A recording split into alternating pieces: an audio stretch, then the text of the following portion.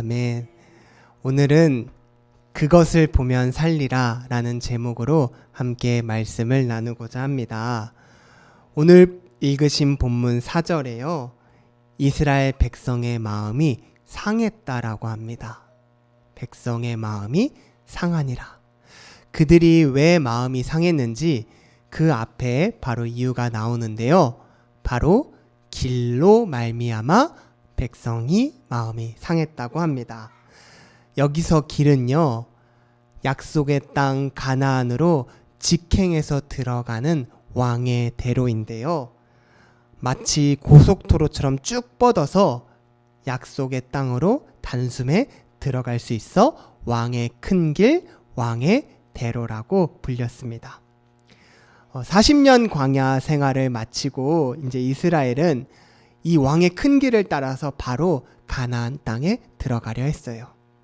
그래서 나름 형제국이었던 에돔한테 우리가 이 길로 좀 지나가게 도와줘라고 요청했는데 쉽게 길을 터줄 거라 믿었던 에돔이 이 길로 지나가는 걸 거부합니다. 그리고 너희가 들어오면 내가 칼을 차고 대적할 거야 라고 위협하죠. 그래서요, 바로 며칠이면 이제 가나안 땅을 들어갈 수 있을 거라고 생각했는데 가나안 땅이 아니라 또 다시 광야로 돌아가게 됩니다.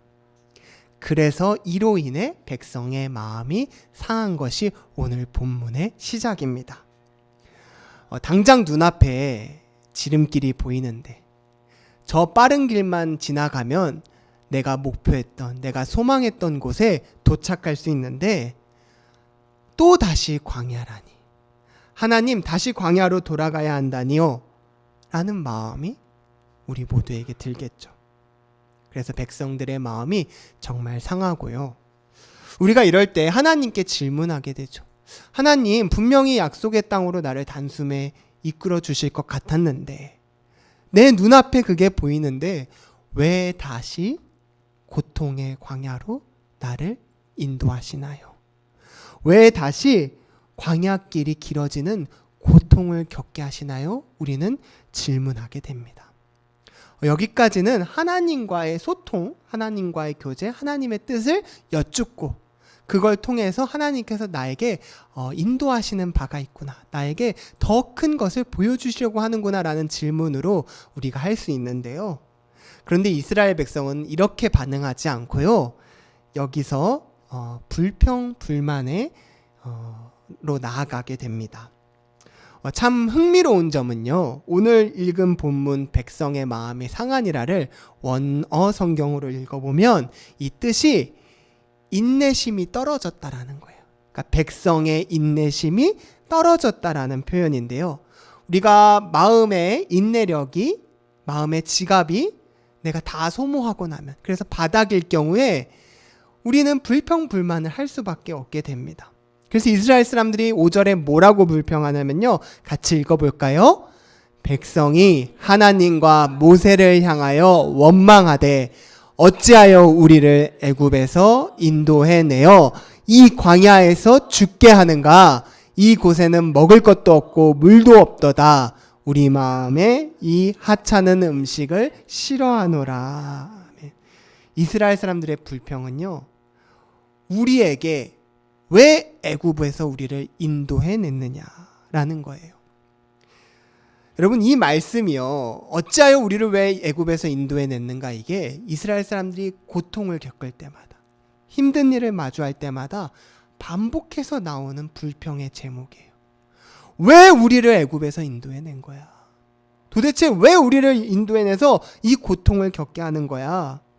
왜 애굽에서 우리를 인도해서 이 광야에서 죽게 하는 거야? 왜 애굽에서 우리를 인도해서 물도 없고 음식도 없는 이곳에서 죽게 하는 거야? 우리는 지금 먹는 이 하찮은 음식이 싫어라고 불평한 겁니다. 특별히 이 하찮은 음식은 싫어라고 말한 그 음식은요, 만나와 메추라기인데요. 만나와 메추라기는 광야에서 특별히 이스라엘 사람들을 사랑했던 하나님의 은혜의 상징입니다. 그런데 그 은혜의 상징까지도 지금 경멸하는 모습을 보여요. 한 걸음 떨어진 관찰자의 시점으로 이스라엘 사람들을 보면 어떻게 그토록 많은 은혜를 받고도 이렇게 불평할 수 있을까? 어떻게 하나님께 그 많은 은혜를 받고도 아둔하게 같은 불평하는 실수를 반복하는 이스라엘이 참 미련해 보인다라는 생각이 우리에게 듭니다. 그런데요, 같은 상황을 우리에게 한번 적용해 볼까요? 우리가 어떤 고통을 겪었는데 이 고통이 이제 거의 해결될 것처럼 우리에게 보였습니다. 그런데 해결되려는 그 순간에 하나님께서 아니, 다시 광야로 돌아가. 다시 또 고통이야 라고 한다면 우리의 인내력이 바닥일 때 우리는 어떤 모습을 하나님께 보이게 될까요? 우리가 이스라엘 사람들과 다른 모습을 보여드릴 수 있을까요? 제 스스로에게 질문해 봤어요. 거의 다 왔는데, 눈앞에 지름길이 있는데 하나님께서 나를 다시 광야길로 인도하셔서 하신다면 처음엔 하나님 왜요? 도대체 이유가 무엇입니까? 묻다가도 그럼 그렇지 이러면서 불평불만을 쏟아낼 수 있다라는 거죠. 그래서 오늘 말씀을 보면서 제 삶에, 우리 삶에 적용하고자 하는 거는요, 우리의 인내심의 밑바닥을 무너뜨리는 것을 상황이 올 때 조심하자라는 거예요.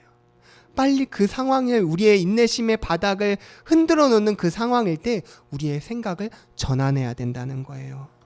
여러분, 오늘 우리가 해결되지 않는 긴 고통의 문제, 그게 하나님의 은혜를 망각하게 할 수 있는데 오늘 내게 해결되지 않는 내 인내심을 무너뜨리는 그 조바심을 나게 하는 그 문제는 무엇인가요? 여러분, 집 문제입니까? 자녀와 남편의 문제입니까? 결혼과 취직이 늦어집니까? 승진이 늦어집니까? 내 사업장이 내 뜻대로 안 됩니까? 여러분, 그것들이 내 인내심의 바닥을 막 드러내게 해요. 그럴 때 우리는 어떻게 행동해야 되나요? 하나님께 최소한 불평, 불만의 죄를 입술로 범하지 않도록 정말 내 입을 꽉 막아놔야 합니다. 여러분, 그렇게 하기가 너무 쉽지만 그렇지 않고 입술을 꽉 붙들며 침묵하며 하나님의 뜻을 구하는 성숙한 성도가 되길 바래요. 가장 쉬운 방법은 하나님 제게 왜 그러시나요? 하나님 저도 정말 참을 만큼 참았습니다 하고 불평불만하는 거지만 나는 그러지 않으리라. 나는 그러지 않으리라. 하나님 나에게 인내력이 없을 때 즉각적으로 입술로 죄를 짓지 않는 지혜를 주세요라고 기도하는 우리 모두가 되길 바래요. 여러분, 다 지나고 나서 하나님께서 가장 선한 길로 인도해 주시거든요. 그때 가장 후회되는 게 뭐냐면 내 입술을 꽉 침묵하지 못한 게 제일 후회가 되더라고요. 어려운 일을 겪었을 때 가장 후회되는 건 그 순간 그냥 침묵만 할 걸 하나님 앞에 하는 생각이 너무 많이 듭니다. 그런 원망을 우리가 들지 않도록, 나 스스로 자책하지 않도록 하나님께 그런 지혜의 은혜를 달라고 구하는 우리 모두가 되길 원합니다. 자, 이렇게 불평불만을 하니까요, 오늘 본문 6절에 보니까 하나님께서 이스라엘 백성을 심판하세요. 그렇잖아요. 만나와 메추라기도 하찮은 음식이라고 불평불만하는 사람들을 하나님께서 한번 벌을 주세요. 어떻게 되는지 6절 함께 읽습니다. 여호와께서 불뱀들을 백성 중에 보내어 백성을 물게 하심으로 이스라엘 백성 중에 죽은 자가 많은지라. 아멘. 불뱀, 말 그대로 불붙는 뱀인데요. 흥미로운 건 여기 원어 성경 앞에는 정관사 에트라는 게 붙어서 그 불뱀이라는 말이에요. 자, 그러면은 이스라엘 사람들에게 이 불뱀은요, 그 불뱀이라고 부를 정도로 익숙한 불뱀입니다. 40년 광야 생활 동안 흔히 볼 수 있는 그런 불뱀이었어요. 그런데 그런 불뱀에게 오늘 물리게 된 거예요. 자, 그럼 불뱀에 물렸을 때 드는 생각이 뭘까요? 지금까지는 우리 사회가 불뱀이 오지 않도록 잘 막아서, 또 내가 주위를 잘 보고 다녀서 내 능력으로 이 불뱀을 잘 피할 수 있었어 라고 생각했는데, 그게 아니라 몰려드는 그 불뱀을 보고 이 불뱀을 지금까지 피했던 건 내 힘과 내 능력이 아니라 나를 보호해 주시는 하나님의 은혜였구나 라는 걸 깨닫는다는 거예요. 여러분, 그동안 뱀이 없어서 내가 잘해서 불뱀에게 물렸던 게 아니에요. 그동안 나의 능력으로 모든 걸 살아왔던 게 아니에요. 그동안 보이지 않는 하나님의 은혜의 손길이 우리를 보호하고 있었기 때문에 그 많은 불뱀이 우리를 물지 못했던 겁니다. 그런데 하나님의 보호하심이 떠나자 바로 그 불뱀이 우리를 죽일 듯한 공포로 찾아오는 거예요. 여러분, 광야에는 사실 무서운 게 정말 많아요. 우리 사는 것처럼 정말 무서운 게 많습니다. 광야는요, 일단요, 물이 없어서 참 살기가 힘든 곳이에요. 사람은 생존하려면 공기는 3분, 물은 3일, 먹을 거는 3주 이상 버틸 수 없다라고 해요. 그게 333 법칙이라고 하는데, 여러분, 광야는 먹을 게 없고 물도 없습니다. 그래서 사람이 생존할 수가 없어요. 그래서 신명기 1장 19절에 보면 하나님의 사람 모세도 광야를 가리켜 뭐라고 얘기했나요? 그 크고 두려운 광야예요. 모세도 광야를 보면 두려웠어요. 하나님의 은혜와 보호하심이 3일만 없으면 거기에 있는 60만의 장정들이 다 픽픽 쓰러지고 죽을 수밖에 없는 곳이 바로 광야입니다. 그런데요, 이스라엘 백성은 이 광야에서 몇 년을 보냈죠? 40년을 보냈어요. 그게 어떻게 가능했을까요? 반석에서 물을 내어주신 하나님의 은혜 때문입니다. 매일 아침마다 만나와 메추라기를 보내주신 하나님의 은혜 덕분이었습니다. 여러분, 내 힘으로는 생존할 수 없는 곳에서 전적인 하나님의 도우심이 있어요. 여러분, 우리의 걸어가는 길이 때론 광야처럼 느껴질 때가 있어요. 그래서 사람들은 제 3일밖에 못 가, 제 3주밖에 못 가, 제 이제 3달밖에 못 가 라고 하는 소리는 하나님이 주시는 음성이 아니에요. 하나님은 매일 우리에게 일용할 양식을 주시고 싶어 하세요. 동행하고 싶어 하세요. 그게 하나님의 보호하심입니다. 여러분, 모든 우리 성도들은 다 은혜의 까마귀를 경험했어요. 내가 정말 간절할 때 하나님께서 우리를 보살펴 주시는, 까마귀를 통해서 물어주시는 하나님의 은혜를 우리는 모두 다 경험했습니다. 그런데요, 제 연약한 믿음으로는 이 은혜의 까마귀가 제때에 오늘 아침엔 도착했는데 과연 내일 아침엔 도착할까라는 질문을 하게 돼요. 그래서 하나님께, 하나님, 저는 일용할 양식으로 늘 불안합니다. 월용할 양식은 주셔야 은혜가 돼요 라는 질문을 할 때가 있어요. 하나님께 기도를 할 때가요. 그런데요, 하나님께서는요, 일용할 양식을 내가 늘 보내주겠다라고 약속하셨어요. 그리고 주기도문을 통해서 구하라고 하셨어요. 그래서 40년 동안 그들에게 부족함 없이 만나와 메추라기, 물이 그들에게 왔습니다. 여러분, 그 반석에서 쫄쫄쫄쫄 물이 흘러나가는데 그게 메말라가는 것처럼 보여요. 그런데 그 반석에서 나온 그 메말라가는 물이요, 장정만 60만 명인 이스라엘 공동체를 먹여 살리는 샘물입니다. 여러분, 그게 하나님의 은혜이고 보호하심이에요. 눈에 보이지 않았지만 하나님께서 도우시는 손길이라고요. 불기둥, 구름기둥, 만나와 메추라기뿐만 아니라 하나님의 보이지 않는 손길이 우리를 꽉 붙들고 보호해 주시고 있다라는 것을 그 심판의 시간에 깨닫게 된 거예요. 하나님의 보호하심이 없으니까 이렇게 우리가 약해지는구나. 여러분, 두 번째로 무서운 게 뭔지 아세요? 광야에서 두 번째로 무서운 게요, 여러분, 하나님의 보호하심이 떠나는 순간 눈앞에 현실이 더 크게 보입니다. 그러면서 내 마음이 불안해지기 시작해요. 왜냐하면 눈앞에 현실만 보이거든요. 그전에는 하나님의 보호하심이 함께해서 이런 것들은 하나님의 은혜로 덮어졌던 건데 이제 그게 더 크게 보이는 거예요. 그러면요, 우리의 마음이 얼마나 흔들리는지 압니까? 광야는요, 어제도 똑같고 오늘도 똑같고 내일도 똑같고 변함이 없어요. 이걸 내가 1시간만 갔다 오는 거라면 그냥 1시간 내가 다녀오지 뭐 하고 소망하면서 헤쳐나갈 수 있지만 이게 앞에 똑같은 거라고 변함없는 거라고 생각이 되면요, 여러분 사람이 마음이 요동칩니다. 우리가 그래서 그때 무엇을 했었죠? 40년 동안 하나님께 예배드렸습니다. 예배하고 제사하고 공동체끼리 서로 교제하고 사랑하니까 그 40년을 은혜로 걸어갈 수 있었던 거예요. 그런데 그게 떠나고 하나님의 보호하심이 떠나니까 더 이상 거기서 걸어가기가 참 어려워지는 겁니다. 여러분, 우리의 광야길에서 우리가 붙들어야 될 게 뭐죠? 예배입니다. 예배입니다. 예배를 붙들어야지만 우리가 이 힘든 상황 속에서 마음을 지키면서 걸어갈 수 있는 거예요. 여러분, 광야에서요, 이 믿음 없으면 살 수가 없습니다.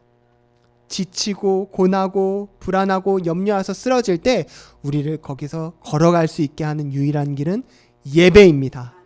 하나님이 임재해 주시지 않으면 우리는 걸어갈 수 없음을 고백하길 원합니다. 오늘 말씀의 결론 부분을 보고자 하는데요, 본문 8절인데 함께 읽겠습니다.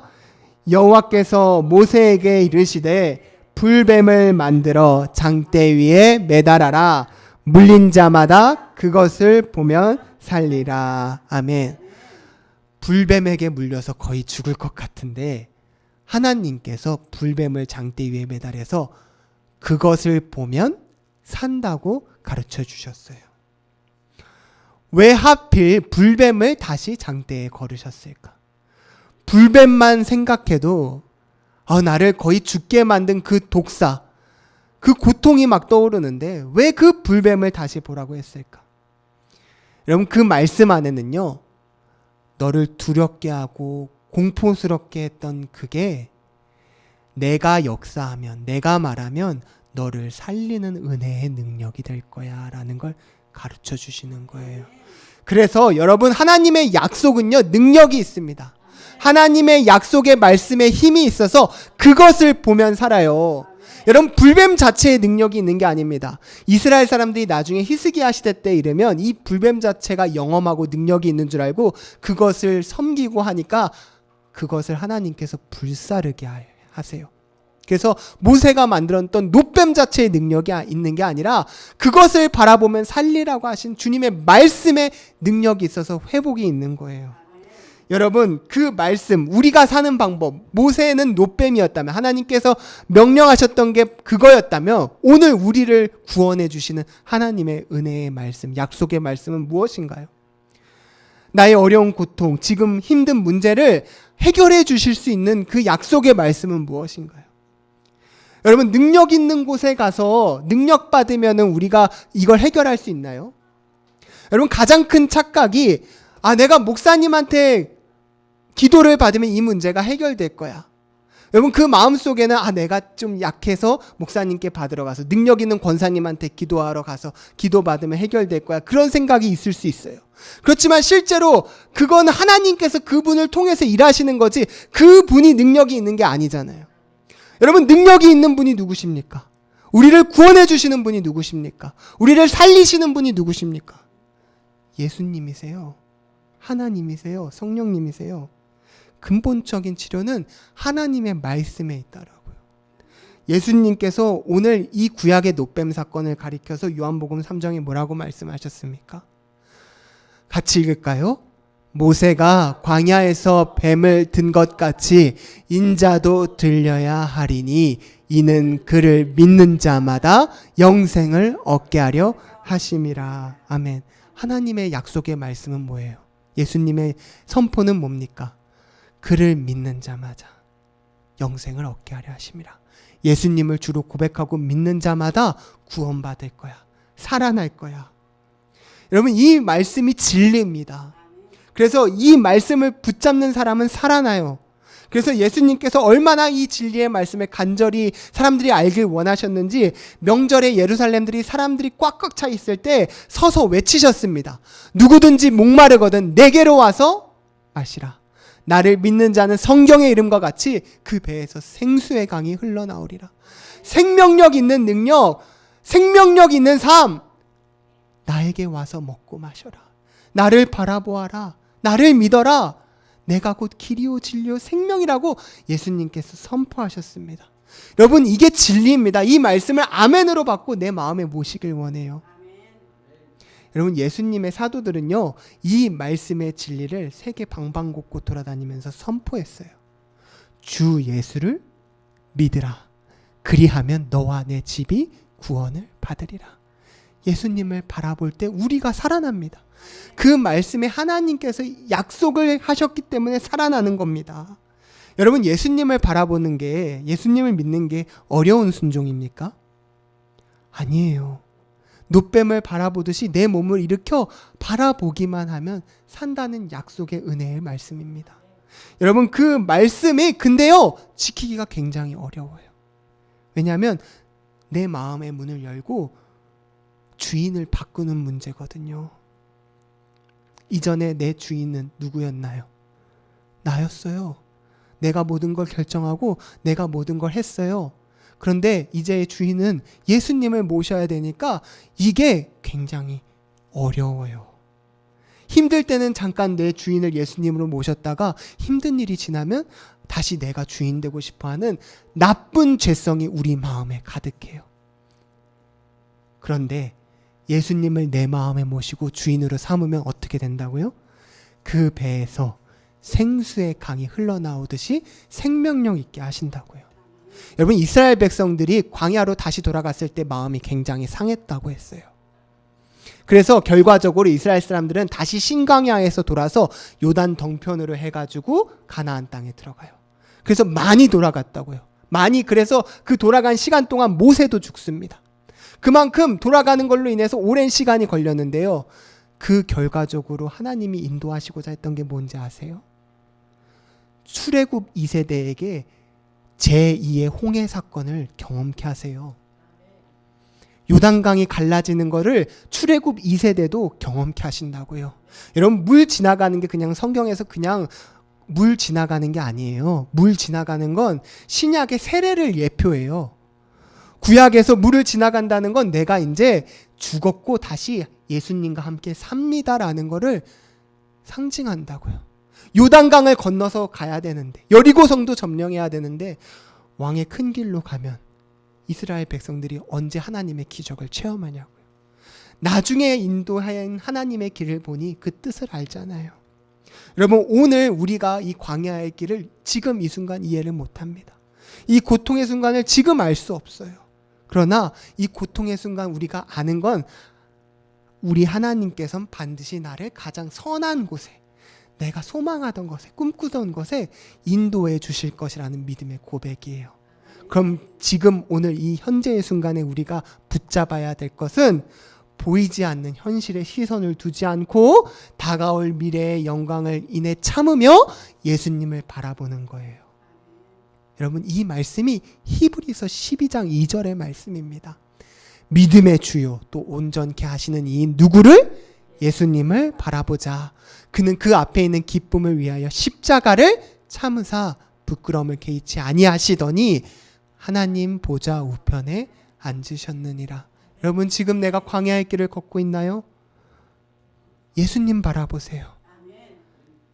예수님 바라보시면서 내 시선을 현재에 두지 말고 하나님 보좌 우편에 앉아있는 그 영광의 자리로 이끄실 것을 소망하시기 바랍니다. 그리고 참으면, 예수님을 바르고 견디고 참으면 하나님께서 반드시 그 길로 인도해 주신다라는 거예요. 여러분, 예수님을 바라볼 때 오늘의 그 광야를 이길 수 있는 지혜를 허락하십니다.